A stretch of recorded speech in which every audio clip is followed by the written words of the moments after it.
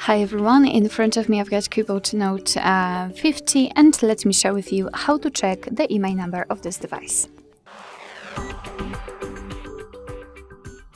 So in this video I'd like to show you two different ways which will allow you to check the IMEI information. Let's start with the fastest option via the secret code. So we have to open the dialer, tap on the keypad and enter the code, which is *#06#. And as you can see, thanks to this code we are provided with both IMEI numbers of this device.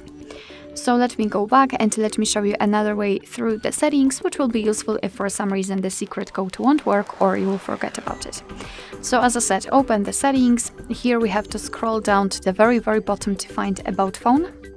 And now let's scroll down again to localize those IMEI numbers, of course for both SIM slots.